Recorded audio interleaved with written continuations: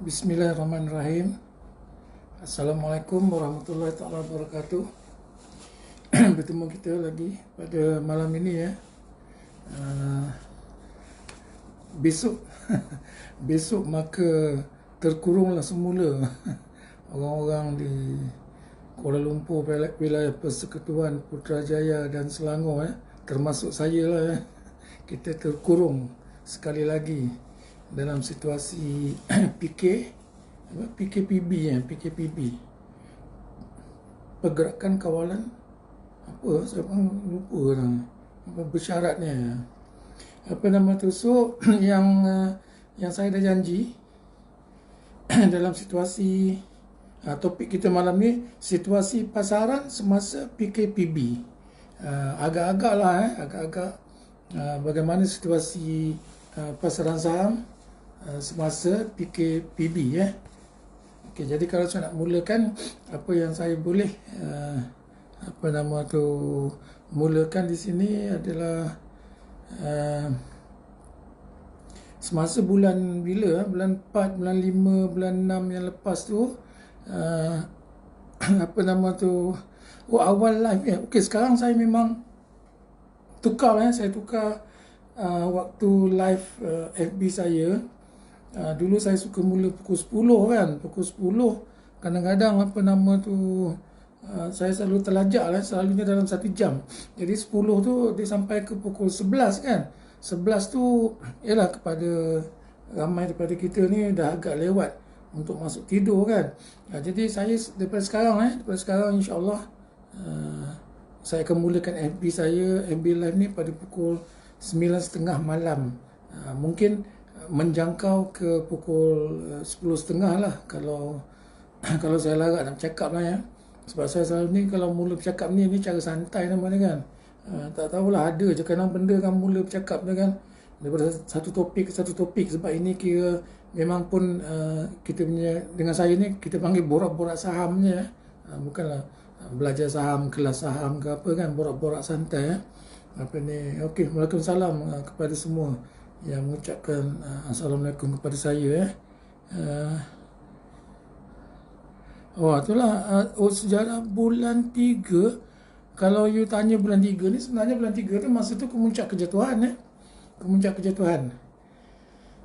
Jadi lepas tu yang naik pula balik sampai kemuncak 2 bulan lepas di mana volume naik sangat tinggi volume naik sangat tinggi. Jadi kalau soalan tu boleh berlaku balik ke tidak seperti apa yang bulan 3 tu, dia lebih kepada boleh ke jatuh balik kuat boleh jatuh kuat balik ke tidak pada ketika itu jadi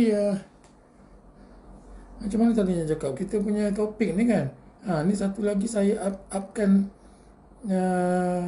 Kenapa bila saya buka saya punya FB melalui lagi satu punya ni, saya punya apa panggil ni? Ni panggil apa? Bukan pad, bukan notepad. Adalah benda macam ni lah. Kadang saya jam lah kepala saya mikir. Tapi tak ada pula. Saya punya FB live dekat sini. Kelakar lah pula. Tapi saya gunakanlah juga nak tengok ni kan. Tragedi Oktober, mitos atau benar. Kan? Tragedi Oktober ni kan. Tuan tak buat live guna Zoom dah ke? Bukanlah, saya guna Zoom tu kadang-kadang. Satu saya belum baru itu hari, sebab lagi satu anak saya dekat sebelah. Sekarang ni dia tak ada kat sebelah saya. Saya nak pakai Zoom sekarang, saya tak reti lah kan, salah tekan lah sekarang. Jadi saya balik kepada pakai cara ni lah. Pakai cara ni sebab saya lebih nak buat santai-santai je lah ni. Okey, jadi agak-agak macam mana ni? Tragedi Oktober. Tragedi Oktober adakah akan berlaku?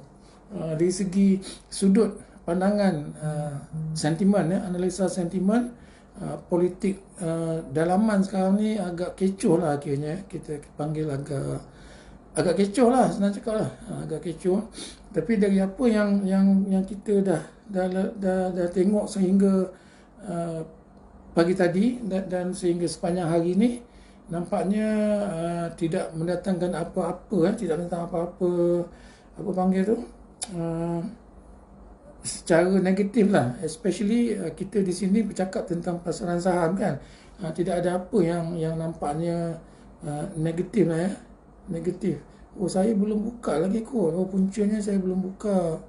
Saya belum buka wifi ni dekat saya punya pad ni patutlah tak keluar. Okay, tak live. Okay, sekarang ni nak mula live. Tapi saya rasa kalau saya buka pula kan, mungkin akan terganggu kan siaran kan. Suara ke. Okay, tak apa. Kita pergi balik lah. Kita pergi balik kita punya cerita ni. Oktober ke Oktobul lah. Jadi berbalik lah. Ini semua ni tak ada apa yang nobody knows for sure. Cakap orang putih tu kan. Nobody knows for sure. Nobody knows what's going to happen in fact tomorrow. Balik saya suka orang cakap, dalam agama sendiri pun Allah sendiri mengajar kita supaya hanya cakap insya-Allah kepada apa yang berlaku esok. Tak ada siapa yang tahu. Kalau siapa yang tahu, itulah saya salang kalau tidak saya alang-alang tu cakap lah, kalau rasa kita tahu, kita jadi Tuhan. Jadi Tuhan kan. Kau tak jadi apa? Bomo saham. Ada tak sesiapa kat sini yang title dia macam nama saham tu kan, jadi tulis bomo saham, ada tak? Kalau ada, kita join lah dia punya FB, kalau boleh jadi klien dia ke, sebab dia kalau jadi bomo boleh tahu mana saham nak naik, mana saham nak jatuh, bila saham nak naik, bila saham nak jatuh, sampai harga berapa nak naik, sampai harga berapa nak jatuh. Kalau sampai macam itulah sebenarnya kan, itulah saya sendiri tak perlu serahkan lesen saya, tapi saya sendiri nak jadi klien kepada orang itu kalaulah ada ya. Jadi maksudnya hakikat sebenarnya dalam pasaran saham ni nobody knows for sure, tetapi dengan ilmu yang kita boleh pelajari dan pengalaman yang kita lalui, dia akan banyak membantulah dalam kita membuat telahan ataupun membuat andaian ataupun membuat unjuran kepada sesuatu kaunter yang kita minat untuk membeli dan juga apa yang saya boleh tekankan di sini harga kesaham ni akhirnya dia bergerak mengikut fundamental namanya, mengikut keuntungan syarikat. Itulah hakikat sebenar-benarnya ya. Maksudnya kalau kita menganalisa dalam bab sentimen, dalam sentimen tu maksudnya kalau sentimen dunia bagus, sentimen dalam negara bagus, kemudian kita tengok pula sektor. Kalau kita dah dapat tumpukan perhatian kita kepada sektor yang tengah hot, yang tengah nampak bagus maksudnya seperti sekarang kalau kita masuk sektor apa nama tu, apa panggil tu, penerbangan kan, dah tentu dalam keadaan kucak-kacir bukan kerana dia orang tak bagus, bukan kerana dia orang tak pandai buat bisnes kan, bukan bisnes model dia tak bagus ke whatever lah. Basic is kita sebagai seorang pelanggan pun dah tak boleh nak menjadi pelanggan dia orang, kita tak boleh pergi mana-mana kan. Jadi it's all about the issues semasa, sentimen semasa, which is in this case of course about COVID kan. Apa lagi, sektor minyak kan, sektor minyak pula dia berkait rapat kepada permintaan minyak itu sendiri kan, sektor minyak kan. Jadi kalau macam sekarang dunia tak boleh bergerak sangat, of course permintaan kepada minyak berkurangan dan harga minyak we don't expect it to go high that much. Jadi akan efek kepada sektor oil and gas. Jadi basically it's quite common sense begitu juga yang semua orang dah tahu ataupun mungkin ada yang belum tahu kot, tak tahulah. Bom Montemerong dalam filem Piramli bolehlah, itulah betul lah kan. Saya pun suka kadang cakap ni, kita santai apa nama tu, macam mana nak cakap, saya di pihak golongan-golongan yang kira mengajar buat kelas dalam pasaran saham ni. Saya rasa tak ada siapa daripada antara kami ni berani mengatakan saya ada teknik teknik yang garanti untung. Saya rasa tak ada. Kalau ada memanglah budak hingus lah tu. Senang cakap lah, budak hingus nak mengajar saham. Kalau ada, dia berani cakap macam tu. Saya terang cakap guna ayat bahasa kampung je. Kalau ada siapa yang asyik cerita boleh untung ni kan, saya betul-betul kurang selesa lah dengan orang yang macam tu.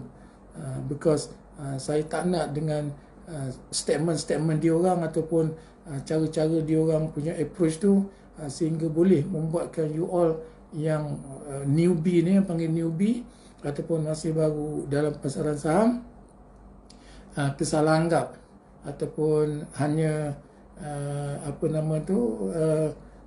fikir yang buat apa panggil yang apalah ayat dia tu, fikir yang elok-elok je lah akhirnya kan, fikir cerita untung aja. It is not real. Stock market is so real. You can make money, you can lose money. That's the fact. Because fakta pasaran saham adalah dia termasuk di dalam instrumen, kalau kita ada panggil hierarki instrumen pelaburan, dia hanya terletak di bawah sikit, bawah yang paling atas. Kalau piramid tu paling atas futures market, pasaran hadapan tolong ejen betul-betul, bukan future FUTURE, dia ada S. Futures market, pasaran hadapan, itu paling atas sekali dalam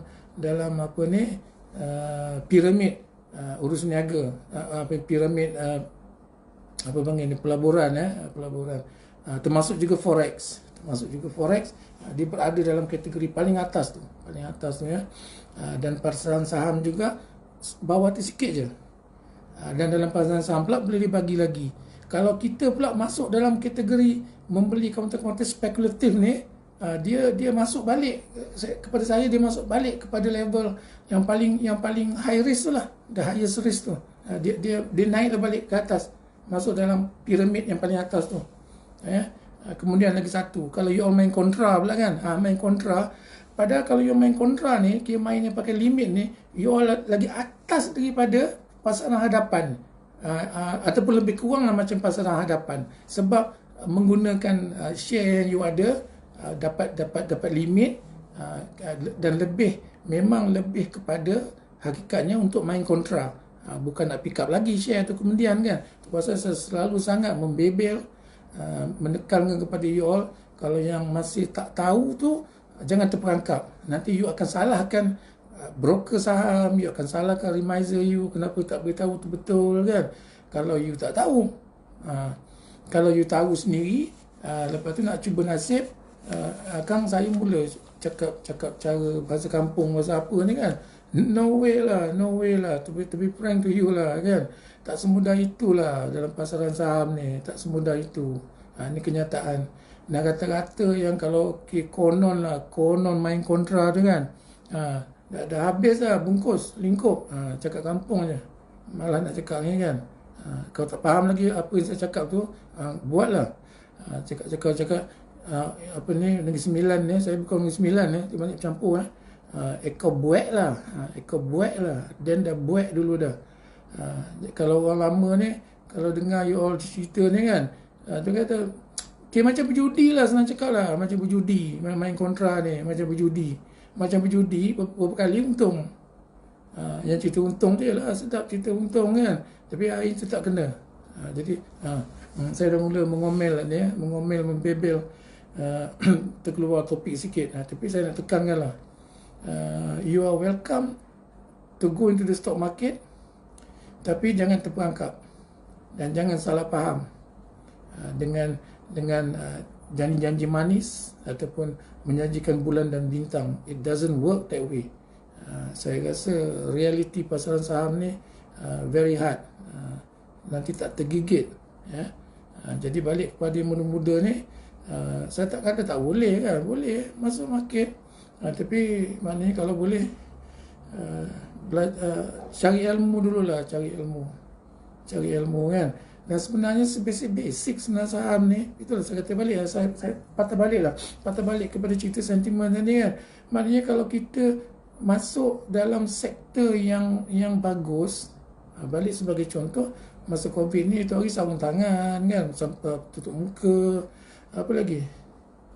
Lepas tu IT kan, macam kita sekarang ni kan semua asyik pakai IT ni kan.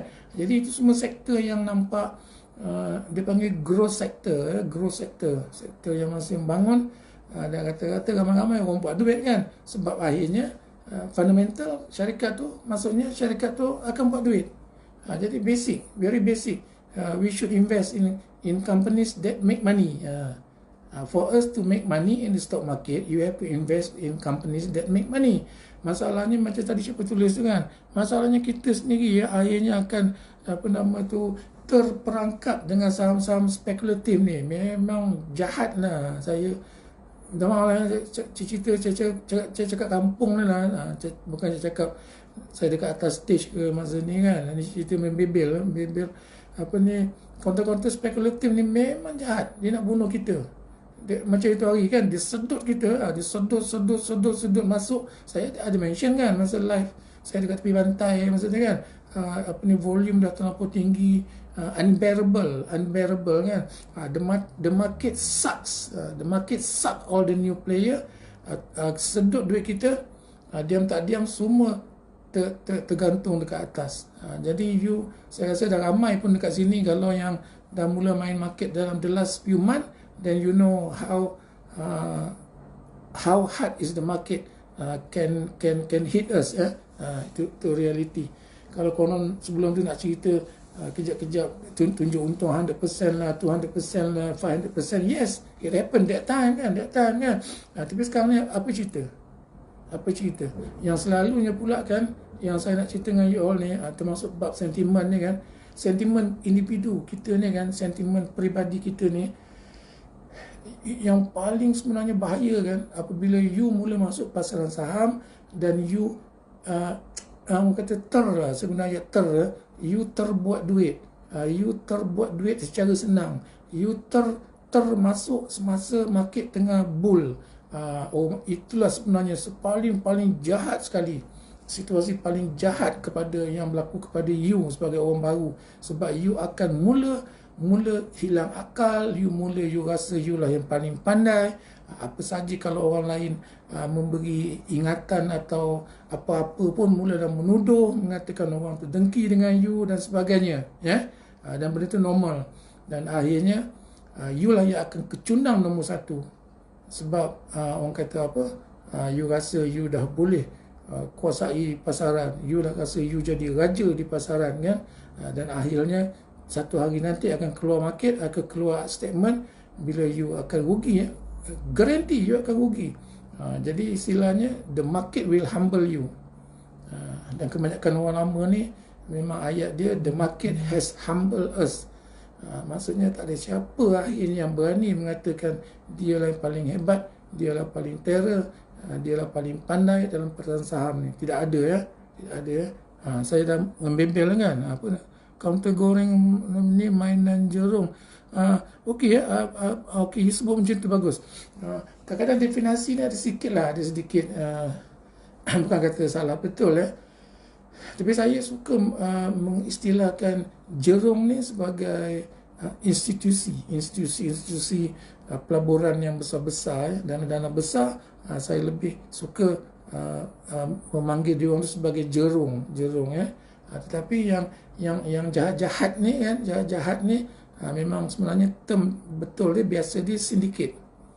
Sindiket ni memang paling jahat lah. Jadi saya suka mengistilahkan jerung tu sebagai golongan-golongan, dia jual beli besar, milion-milion, ratus-ratus juta kan, tapi mereka adalah pengurus dana tempatan atau penasing tapi yang jahat ni sindiket ni kan. Itu pasal lah saja kita borak-borak kosong ni kan. Itulah ayat saya itulah, kadang saya memang suka guna ayat tu, tapi looks very bad kan. Market always need new suckers. Exactly, setiap kali kelas saya ayat tu akan keluar, tapi ayat suckers ni macam tak berapa sedap lah kan. Tapi that's the fact lah, that's the way we term it, that's the way kita definasi kan. Market always need new suckers. Sekarang ni masing-masing tempek pula. Sekarang bukan tempek untung. Kalau remiser ni tempek pula, tunjuk seramai-ramai nak buka akaun CDS semua kan. wow, wow, bagus, bagus, bagus. Here is something good for the industry, kan? Kita tak nak bercakap secara negatif, kan? Tapi akhirnya, itulah dia. Yang baru buka akaun CTS mana, you are all the new suckers. Welcome to the reality of stock market. Kan? Jadi selepas saya menghunus pisau secara halus kepada you all, kalau telinga you all panas ke, kan? But I come back to another reality is that it's the same stock market yang memang boleh memberi kita pulangan yang besar. Tetapi ada beberapa perkara besar pula yang kita perlu kena ada kita punya key point lah, ataupun kita punya apa panggil ni, SOP lah, senang cerita SOP kita. Boleh tak? Ni cuba tulis. Ni benda-benda ni kadang bila cakap macam ni santai ni, barulah datang ilham, kan kata ilham nak cakap ni, kan. Ni siapa yang rajin dengar ni, kan. Okey, cuba tulis kepada saya SOP stock market ni ada beberapa perkara. Siapa rajin tulis, nanti kalau nak masuk kelas saya boleh bagi banyak diskaun. Hari Sabtu saya ada buat kelas online. Siapa nak belajar, kan, saya bagi very good discount. Tapi hanya kepada orang-orang yang akan tulis dekat sini. Tulis ya. Saya mulakan apa panggil tadi ni? SOP ya. Betul saya cakap, sebelum ni saya tak ada istilahkan benda ni. Kadang-kadang ilham dia datang semasa sambil bercakap ni, kan. Okey, SOP Smart NR, itulah macam tu ya. Sebab saya punya jenama kelas saya ni, saya jenamakan sebagai Smart NR. So SOP Smart NR nombor satu tahun 9798 ya, itulah habislah kita, kan. Aduh, sayang. Apa ni, okey, SOP Smart NR nombor satu adalah pastikan sentimen pasaran baik ya.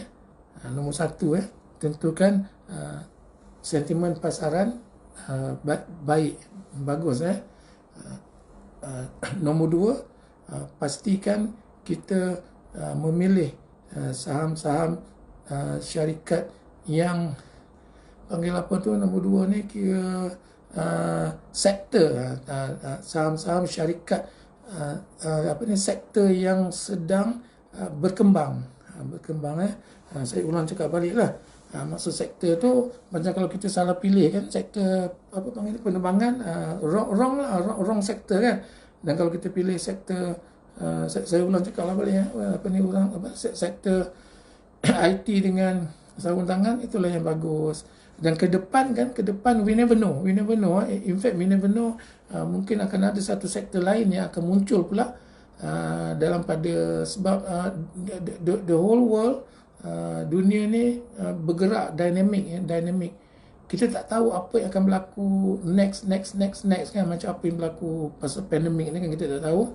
Tapi kita selalu kena sentiasa peka. Jadi SOP yang kedua adalah cari sektor yang sedang hot, yang sedang mendapat tumpuan, sektor yang sedang berpotensi untuk berkembang. Itu yang kedua. SOP yang ketiga adalah pastikan kita melabur dalam syarikat yang ada fundamental.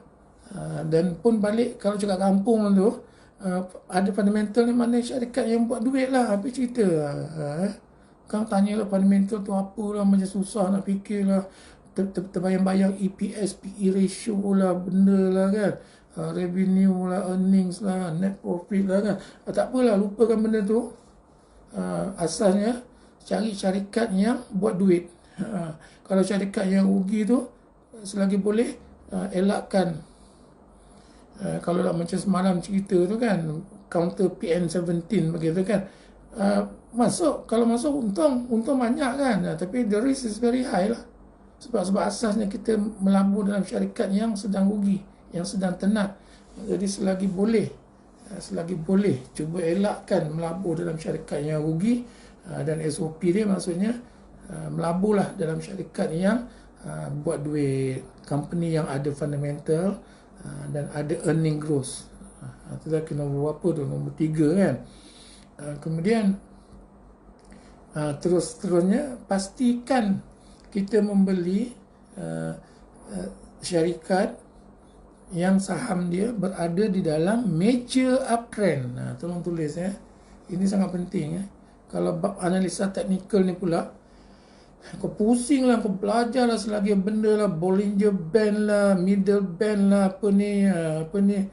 whatever lah you suka lah, gun angle lah, tu dah kononnya dah advance lah tu kan, chart pattern lah, kau cakap apa je lah pun kan.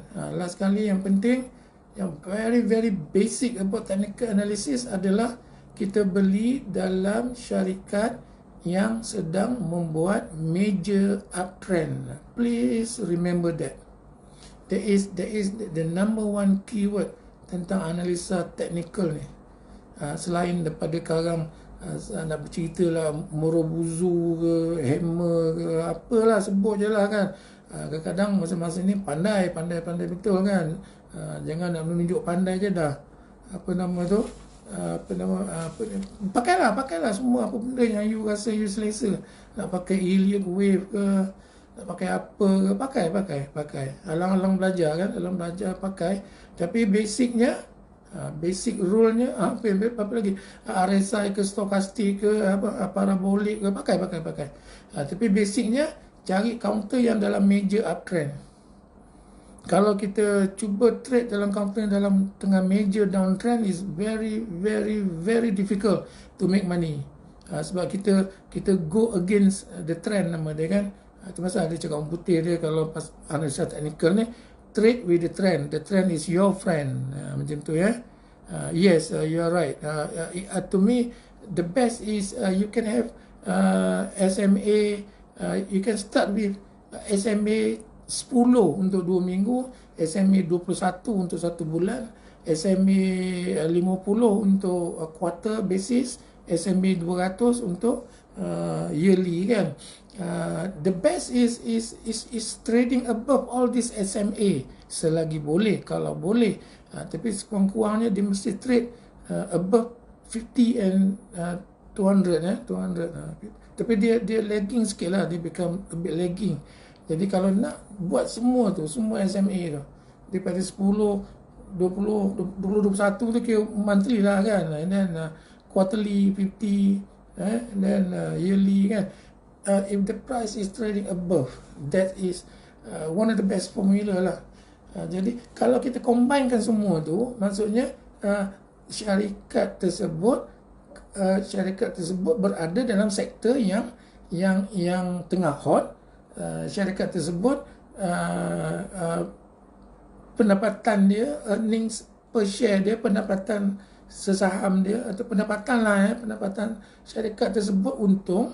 Dah dua combo tu kan, kombinasi tu kan. Nombor 3, harga saham je pula dalam uptrend, sama ada major uptrend ataupun weekly uptrend, monthly uptrend, you name it. Tapi as long as dia dalam uptrend kan. Okey lah, ambil common sense lah. Common sense lah. Ketiga-tiga benda ni, kalau dah dalam tangan kita lah, ketiga-tiga benda ni, SOP ni, saya tanya soalan bodoh lagi ya. Is there a way you lose money?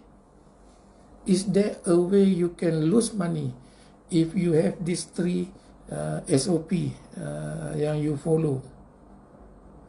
Jawapan dia pun actually very simple lah. There's no way we can lose money kalau kita melabur dalam syarikat yang buat duit, dan of course syarikat tersebut harga saham dia naik, macam mana nak rugi kan. Tapi kadang-kadang terpaksa lah guna ayat ni juga, is easy said than done. Sebab bukan mudah kan, bukan semudah itu. Tapi itulah pula challenging dia. Itu lagi satu lah ya. That's the challenging. We become our own fund manager.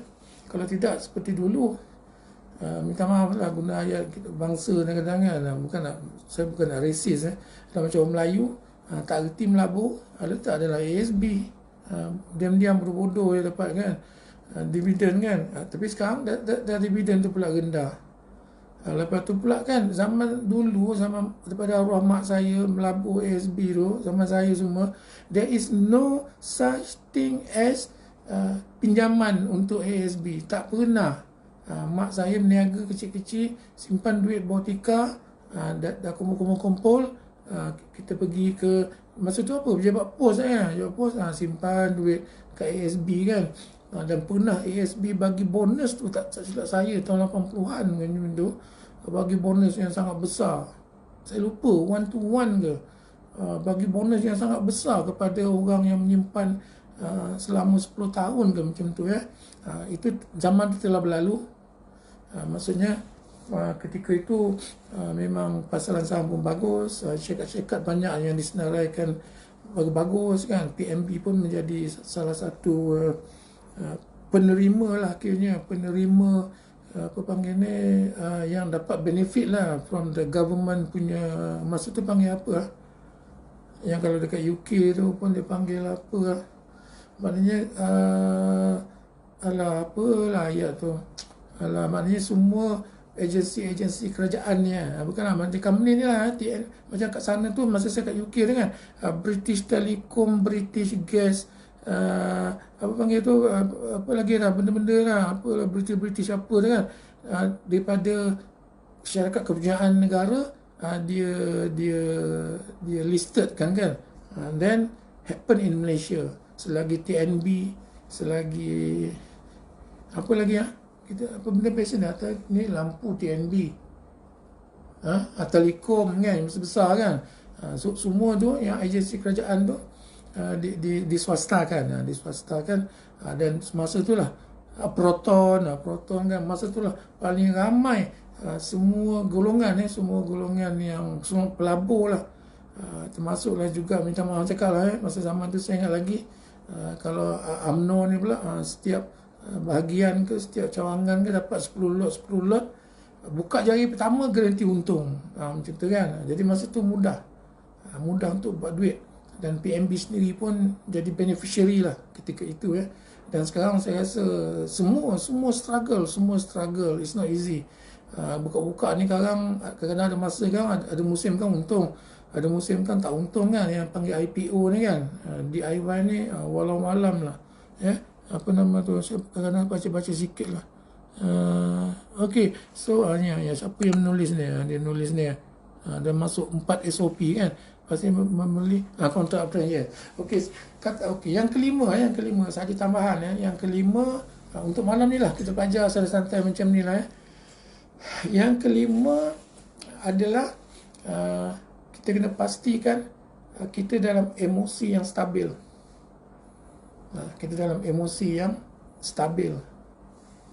Okey, kota macam ni lah, sorry. Saya jadikan 6 lah tapi biar emosi tu bahagian akhir. Yang kelima ni masukkan dulu, sebab saya cakap ni secara spontan bukan ikut baca buku ke mana, it's from spontaneous. Yang kelima ni dulu kan, kita pastikan money management kita berada dalam tahap terbaik lah. Antara money management ni, kat saya maksudnya cerita duit tadi, kalau boleh biarlah wang lebihan, bukan pinjaman.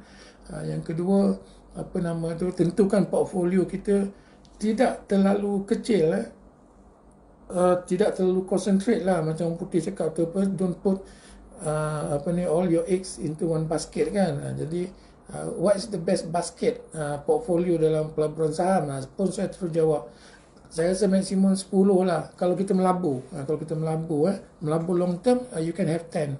Tapi kalau kita melabur tu lebih dalam medium term lah mid term, saya rasa 5 ke 6 counter dah cukup untuk mid term.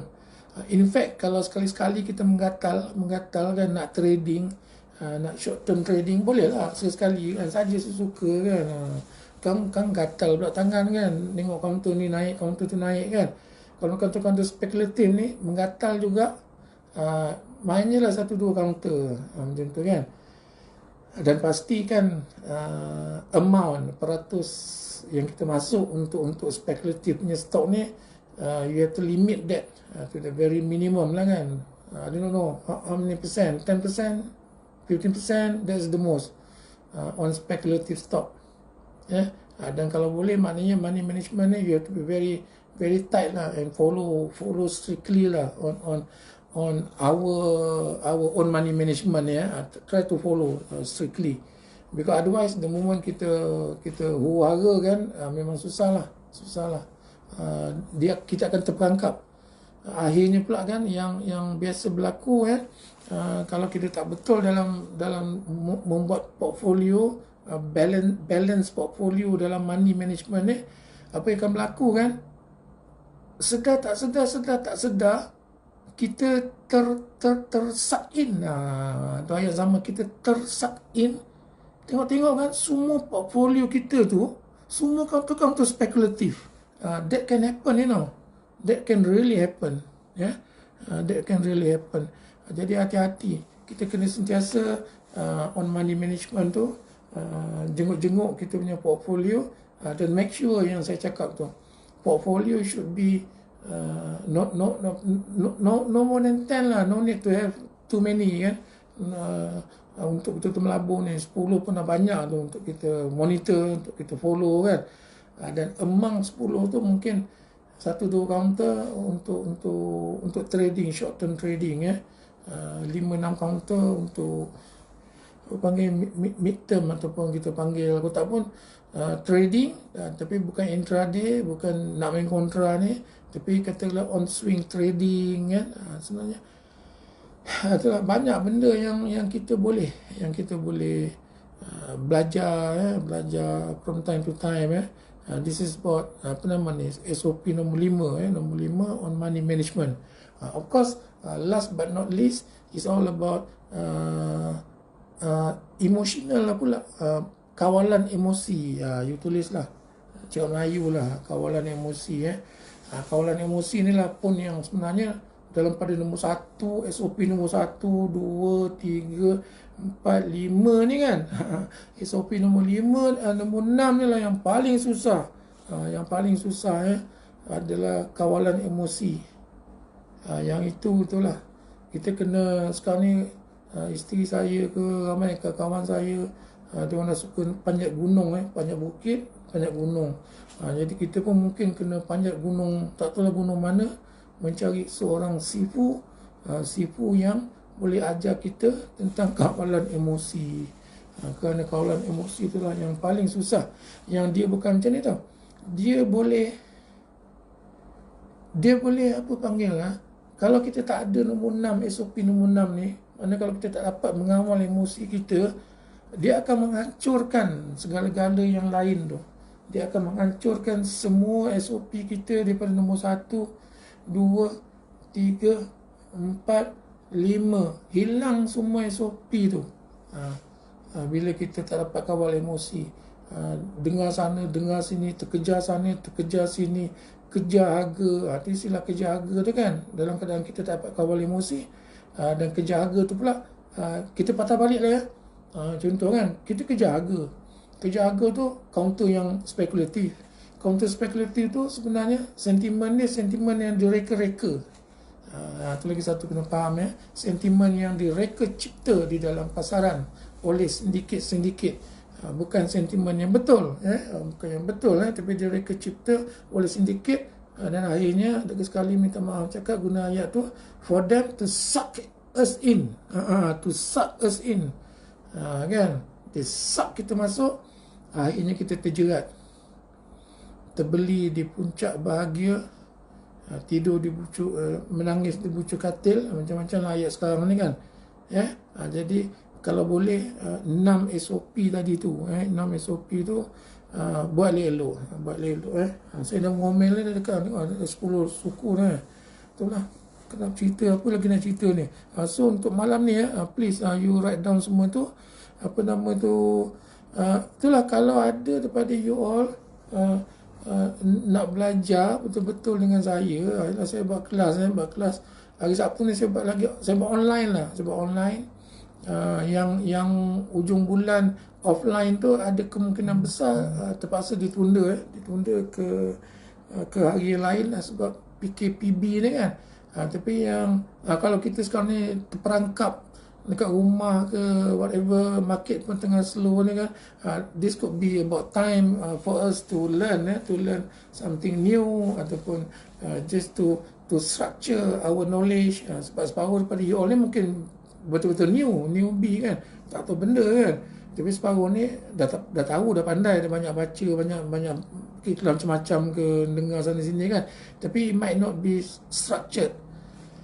Ataupun you dah ada ilmu yang dah structured, ataupun maknanya dah biasa masuk kelas sana kelas sini, dah faham certain approach kan. Jadi of course setiap orang dia ada approach dia tersendiri ada personal approach. Jadi saya sendiri saya memang adalah saya punya approach, which is I call it as a SMART NR. Jadi untuk FA ada 10 langkah, 10 SOP, 10 langkah, dan untuk TA ada pun 10 langkah. Jadi itu yang saya sharekan dalam kelas saya. Jadi kalau you all can absorb, can understand my approach, that's about it lah. And I'm not saying that my system, my approach is the best. No, it's not. It is just about how I personally approach the market. That's how I have survived through selama hari ni. Dan saya rasa mungkin saya tak tahulah, rasa tak ada apa nak tambah lain dah. That approach is quite simple, easy to understand, and then is actually is workable. Workable lah. Mata saya benda kuyu. Tadi sempat juga lah mengayuh basikal untuk kali ketiga selepas membeli basikal, panggil apa tu, basikal lipat kan, basikal lipat tu. Tak tahulah. Ada niat ni nak itu hari sampai sebenarnya niat saya nak jalan kaki daripada Perlis sampai ke Johor Bahru, sampai ke Tanjung Piai. Tapi rasanya mungkin tak dapatlah apa nama tu, buat benda tu kan. Nak naik basikal pun tak kot. Tapi okay, saya challenge lah you all yang muda-muda ni, termasuklah anak saya ke siapa kan. I've done something, to me something, tak nak cakap guna salah ayat kan macam hebat sangat pula saya kan. Sebenarnya saya ni orang biasa-biasa je kan. Tapi I've done something to myself. Saya berbasikal sepanjang di hujung ke hujung di Great Britain tu. Is something that I will remember forever, sehingga akhir hayat saya. Dan I think that's one of my personal achievement lah. Saya ni suka apa benda saya buat, saya mesti achieve to the climax. Itu cara saya. Belajarlah sebodoh-bodoh saya, semalam-malas saya, macam mana pun saya selalu fail. Selalu receive kan. Selalu sangat. Jam ni berjalan tak ni?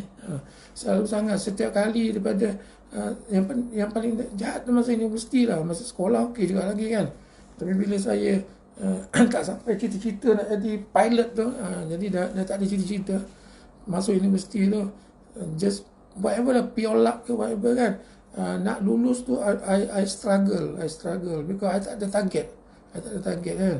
And then tapi dalam struggle tu pula sempat pula sambung ke luar negara kan. Lepas tu struggle sebab tak ada target, tak minat kan. Tapi akhirnya dapat juga degree. Jadi bila dah habis tu pula rasa apa sesuatu benda yang aku nak buat ni kan, yang orang lain tak buat. Again, saya tak nak claim anything, but I think as far as I can remember, or as far as I know, tak ada orang lagi ni tahun 88 saya lakukan ni. Saya berbasikal seorang diri daripada hujung Scotland seorang-seorang sampai hujung Britain. Dan benda tu yang banyak apa panggil, yang really affect me personally, that I grown up with that kind of orang kata apa, benda selalu tu because after that banyaklah benda-benda yang saya terpaksa lalui dalam hidup ni. Tapi saya rasa benda yang saya buat itulah yang telah banyak membantu saya menjadi hati saya keras, menjadi hati saya batu, menjadi hati saya kuat, untuk menghadapi segala bentuk cabaran. Sebab cabaran yang itu tu tersemat, melekat di hati saya, dan it becomes a very big part of me, become a very big, apa nama tu, yang mold myself to what I am today. Jadi itulah, terkenang-kenang benda tu. Jadi untuk yang baru muda ni, you have to challenge yourself, do something big, something great, for yourself, for the country, whatever lah, apa nama tu. Jadi biar kita rasa kita berjaya, ataupun benda yang kita buat tu boleh bantu kita dalam proses kehidupan kita di masa hadapan. Saya cakap ni untuk yang muda lah, really saya rasa betul-betul saya benefit daripada apa yang saya dah dah buat. Benda tu tahun 88, tahun 88. Saya challenge lah you all ni pula, buatlah sesuatu, jalan kaki ke, naik basikal ke, apa ke. Tapi janganlah cerita nak naik motor besar begitu. Nothing, to me there's nothing selain daripada nak tunjuk ego. Kalau nak naik motor besar ni lah, sorry to say like that, siapa yang terasa apa ni, for me that's about ego. Saya ulang cakap, jadi maknanya kalau boleh, you jalan kaki ataupun you naik basikal daripada kaki bukit dekat Perlis tu sampai ke Tanjung Piai. Tanjung Piai ni ada satu poin yang paling hebat sebenarnya dalam negara kita ni, panggil apa, itu adalah penghujung tanah besar Asia. Itulah penghujung ni, Tanjung Piai tu. Kalau you all boleh buat sesuatu, benda-benda macam tu buat. Dan again, saya habiskan cerita saya hari ni lah. Jadi maksudnya, bila saya masuk dalam career pula, dalam career, jadi saya bertahan jadi remiser ni dari tahun 1990 sehingga sekarang. Mana cerita lah tu, 2020, 2010, 1990, 80, 30 tahun lah ya. Saya pegang lesen yang sama ni dah selama 30 tahun ya. Dan akhirnya memang saya target pun ni, kemuncaknya saya sekarang ni Presiden Persatuan Remiser Bumiputera Malaysia. Memang saya target, saya dapat. Dulu pula saya pernah menjadi pengarah eksekutif syarikat broker saham, walaupun bukan syarikat yang besar. Maksudnya dalam hidup ni kita kena ada target, dan insyaAllah sebenarnya formula kehidupan ni, insyaAllah selagi apa target yang kita nak, kita akan dapat. Itu yang saya punya faham lah sebenarnya. Selagi apa target kita nak, kita dapat. Jadi berbalik kesimpulan untuk saham ni kan, kalaulah pula you all ada target, after this you write it down. Saya nak jadi pelabur jutawan di Bursa Malaysia. Maksudnya saya punya portfolio bernilai 1 juta ringgit. You write it down. Kalau you tak percaya cakap saya ya, if you write it down, it will come true. Percayalah cakap saya. Jadi berbalik, ni kita nak tidur. Apa nama tu? Dalam pasaran saham ni, another one you can learn from me. Hari you buka akaun CDS tu, ataupun mungkin you dah buka pun kan, tapi mungkin sebelum tu you tak tahu apa target kan. You put the target there. Dalam akaun CDS saya ni, saya hendak ada 1 juta ringgit portfolio. You I mean, very funny lah. It's going to be very, very, very funny. But if you write it down, it will come to materialize. Dia cakap putih lah. It will come to materialize. Believe me. You just do it. Kalau tak buat tu kan, tak ke mana lah. Bukan tak ke mana lah. Maknanya kita tak ada target, kita tak tahu kat mana kita nak sampai kan. Itulah. Jadi please. Jadi bila malam ni you all dah tulis target, saya ada portfolio sebanyak 1 juta ringgit di Bursa Malaysia, dan juga you all dah ada 6 SOP ni daripada saya. Jadi benda tu pun you tulis, you write down nicely. I put it this way lah. Kita sebagai ada agama kata insya-Allah lah. InsyaAllah benda tu akan tercapai. Jadi dalam proses you nak mencapai ke 1 juta yang you dah tulis tu, buatlah sesuatu, maknanya ilmu ilmu tu sangat penting lah dalam proses kita melabur di Bursa Malaysia ni. Ilmu tu sangat-sangat penting, walaupun dia tak garanti, sebab ilmu ni yang jahat tu, masalah ni kan ada dua isu lah cerita ilmu ni termasuk agama ilmu dan amal. Jadi ada satu masalah di mana kalau kita ada ilmu, sebanyak mana ilmu kita ada pun, tapi kalau kita tak beramal dengan ilmu tu pun tak menjadi lagi kan, tak boleh ke mana lah kalau tak ada amal. Jadi ilmu terpaksa dia berkait rapat dengan amalan. Okey, saya dah malam ni pun saya rasa saya kadang-kadang suka buat joke, bukan buat joke apa ni, nyanyi kan. Ada teringat nak nyanyi lagu Tragedi Oktober ni kan, tapi saya rasa saya tak larang nak menarik nafas dah. Mata pun dah kuyu ni. Lepas ni mungkin minum sikit, saya pun mungkin nak tidur awal lah malam ni. So ada sesiapa nanya apa-apa, tu Suraya Mokhtar, hidup ini suatu perjuangan, jatuh dan bangun semula doakan saya.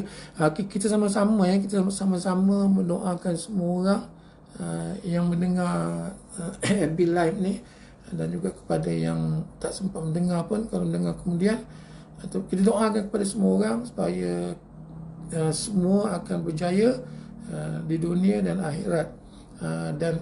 Dan setiap kali jatuh tu, itu hanyalah satu proses saja. Saya sendiri yang ni dalam saya dua ni kan, naik basikal kan, saya taklah sampai jatuh, tak adalah terjatuh, tapi banyak kali terkial lah, terKL lah, terapalah, apa nama tu, dia punya apa panggil tu lah, panggil rantai tu terbuka panggil lah kan. Kalau sampai nak give up lah, tayar tempat duduk tu pun sengit-bengit lah, macam-macam lah kan. Dalam proses macam saya nak mulakan balik naik basikal tu, dan juga kononnya basikal baru lah kan, tak biasa lagi kan. Jadi saya kena proses balik lah, proses belajar balik, bawa basikal tu pun macam tu, macam tu kan. Dalam basikal tu pun jenis basikal lipat macam tu kan. Jadi sama lah juga kalau saham ni, janganlah ingat terus pandai kan. Jadi kalau rugi sikit, whatever, life is a process lah, it's a process Okey itulah, saya PKPB ni pun saya tak dapat bergerak banyak sangat lah. Saya doakan you Syahful Rizal bin Abdul Hamid, you target 3 tahun to be a millionaire. Okay, that is another thing, that is another good thing that you are doing, di mana target kita tu pula sepatutnya kena ada tarikh. Tarikh tu maksudnya macam tu pun good enough lah, target dalam 3 tahun. Kalau kita tak ada target tarikh, dia akan jadi, tapi kita tak tahu bila Jadi that is okay. Yang itu pula kalau you all tulis ni okey, last lah, berapa kali last sebab saya seronok ni bercakap tak tidak berhenti ni. Okey, tadi you all dah ada dengar kan tentang saya punya Smart NR kan, saya punya sistem. Kalau nak belajar tu betul, join kelas saya hari Sabtu ni. You all can WhatsApp kat saya lah, saya pun akan updatekan lagi iklan kelasnya hari Sabtu ni, dan jenama dia adalah Smart NR Okey, yang you cakap tadi ni is all about smart goal. Jadi goal, kita nak target apa-apa ni pun dia ada formula dia smart goal. Smart goal ni what I can remember ayat smart tu lah, macam-macam ni Smart NR tu simple, moving, average, rahsia, teknik, Nazari Rusli, tu Smart NR. Jadi kalau smart goal ni pula, S tu stand for specific, apa nama tu, M measurable, SMA, A tu attainable, R tu must be realistic, dan T tu mesti ada time frame. Zaman sekarang ni senang, lepas ni you google je apa nama tu, apa makna smart goal tu kan. So Smart NR and smart goal, apa nama dia tanya ni, kelas kelas full screener. Apa ni, mungkin macam ni lah. Saya siapa ini dah masuk kelas saya ni kan. Maknanya saya ajar all the whole step, fundamental and technical.